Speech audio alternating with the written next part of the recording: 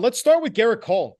Obviously, Gerrit Cole signed a 9-year deal before the 2020 season with the New York Yankees. It was a massive deal. And we noticed that you wrote in your column today that Gerrit Cole does have a player opt out after the 2024 season. And what's interesting is Cole did admit it is there. And I just want to ask you, could this be an actual thing where we could see Gerrit Cole opt out after that 2024 season? Well, look, I mean, the reason it came up, I asked him about it just because, Jacob deGrom signed that huge deal with Texas this offseason.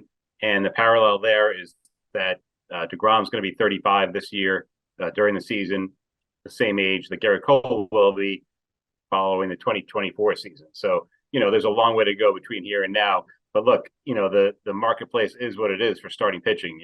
deGrom coming off a bunch of injury plagued season, got $185 million for 5 years. It's $1 million more per year than Cole would have remaining on his deal after the 24 season. So, like I said, long way to go. A lot of things can happen. But yeah, as Cole said after he laughed when I brought it up because it's so far in the future, but he did say, look, the opt out is there for a reason. It's in the contract because we thought about it. So Cole has been very happy with the Yankees. The Yankees love having him as their ace, so there's no reason to believe anything's going to happen. But look, the money for starting pitching has shown no signs of slowing down. And if you can produce, and especially if you're durable, which Cole has been, look at what Verlander signed for, obviously on a shorter term deal, and the same thing with Max Scherzer. So Cole's got a lot of guaranteed money on the backside of this contract, $36 million per guaranteed. And the Yankees can void basically the opt out if they add a year at 36 million more to the end of the contract. So there's a lot of negotiating that could still go on. But yeah, this is something that could happen, and it's something to keep an eye on. Certainly next year. But Cole acknowledged that there's an opt out there, and wouldn't rule out the possibility that it could be used. So we'll see how this year unfolds, and the following season as well. But it's something that potentially could become something to really keep an eye on. Yeah, I think it's really fascinating that he laughed at it a little bit, but he also said, it is there. And like you said, he would have 4 years remaining after that opt out after the 2024 year. Obviously the Yankees rely so much on Gerrit Cole. He is the ace of their staff, and he's a horse. I mean, you're going to give him the ball every fifth day, and he's going to give you everything he's got. Let's pivot here, Dan, a little bit, and let's talk about the shortstop position. Everyone wants to know who's going to be the opening day shortstop. You wrote another column about Oswald Peraza. And Peraza obviously had the call up last year in September, played really well. And it's funny, you're saying now that he got prescribed contact lenses and he wasn't playing with perfect vision possibly last year when he did get the call up. What more can you tell us about that story with Peraza? Yeah, it's just something I think they do it pretty routinely. Took an eye test, just looking at an eye chart, and they noticed that it wasn't as good as it could be. So off he goes to the eye doctor, and they gave him a prescription for contact lenses. And so this is the first spring he's been using them. And he said, he's noticed a difference. Now, I heard some scouts say, maybe he'll hit even better now, but he said that really the contacts are more for distance. And one way he said it could help him is from the shortstop position. If the pitch com's not working and the catcher behind the plate is putting down signs the old-fashioned way, with his fingers, he can see that now. Whereas last year he said he had a hard time doing that.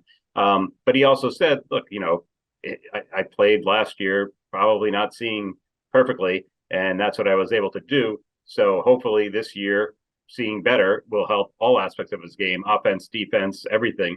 So how much it's going to help, we don't know. He's hit pretty well this spring. He was in a funk earlier in the spring, but he's hit better of late. Showed a lot of potential last year. But yeah, his calling card, as we all know, is his defense.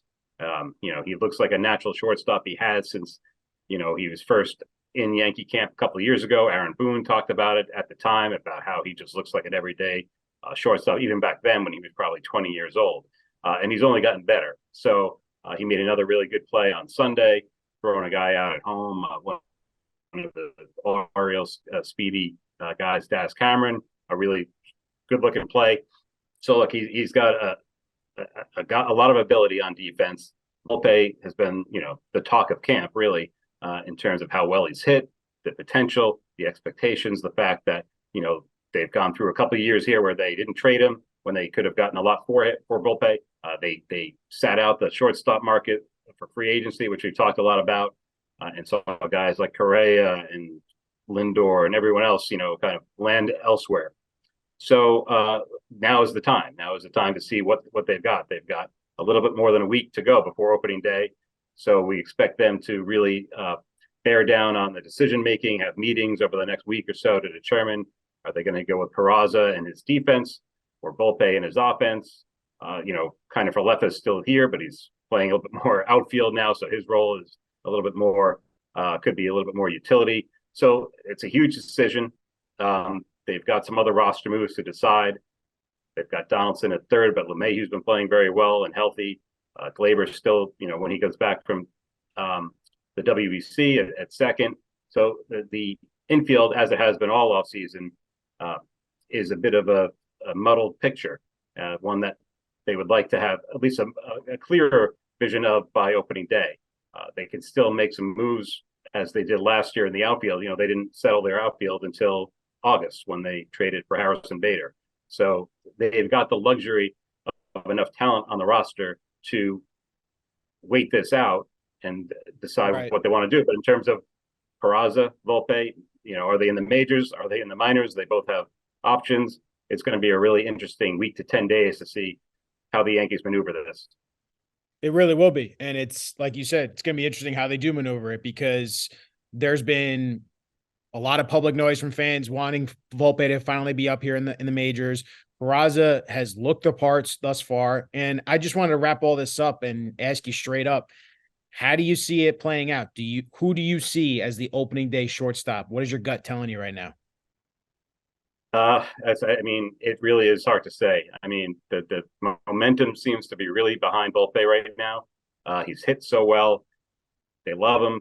Everyone loves him. The opposing scouts say he's the real deal. But his future could also be at second base. There's no doubt that Peraza is a better shortstop than Volpe defensively. So, I know everyone wants to know, including myself, who the opening day shortstop is going to be. But really, it's more about, what's their middle infield going to look like now for this year, and who knows, for the next 5 to 10 years.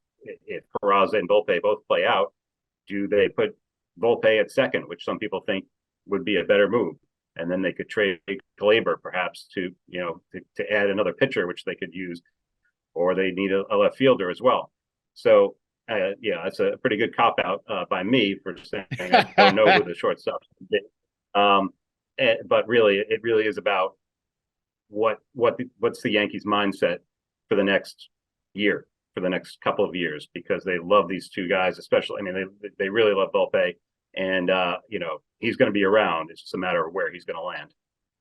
Yeah, and I think just to wrap all that up, Aaron Judge did say, the best players should be on the field. So we'll see who the Yankees think is the best player, or if their process brings a different result. But Dan, thank you so much for joining us and giving us all your insight. What's going on in Yankee spring training. Appreciate you as always, man. You bet, Ryan. Anytime.